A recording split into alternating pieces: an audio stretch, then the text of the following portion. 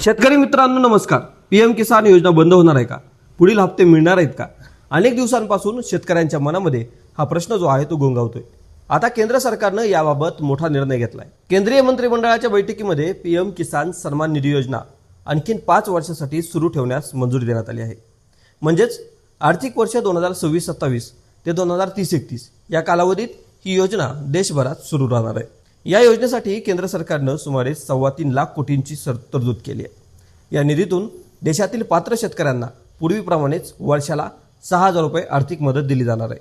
ही मदत दर 3 समान हप्त्यांमध्ये दिली जाणार आहे. दर 4 महिन्यांनी 2,000 रुपये थेट शेतकऱ्यांच्या बँक खात्यात जमा केले जातात. दरम्यान या योजनेतील वार्षिक मदत वाढवावी, नवीन पात्र शेतकऱ्यांचा समावेश करावा या मागण्या सातत्यानं होत आहेत.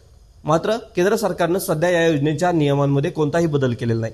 म्हणजेच लाभार्थी निवडीचे निकष आणि हप्ते देण्याची पद्धत जी आहे ती पूर्वीप्रमाणेच कायम राहणार आहे. त्यामुळं पीएम किसान योजना बंद होणार आहे का या चर्चेला आता पूर्णविराम मिळाला. पात्र शेतकऱ्यांना पुढील 5 वर्ष या योजनेचा लाभ मिळत राहणार आहे.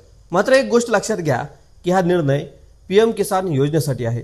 महाराष्ट्रातील नमो शेतकरी महासन्मान निधी योजनेबाबत 2030-31 पर्यंत मुदतवाढ देण्याचा स्वतंत्र निर्णय राज्य सरकारनं अद्याप जाहीर केलेला नाही. त्यामुळे या 2 वेगवेगळ्या योजना आहेत, त्याच्यामध्ये गोंधळ होऊ देऊ नका.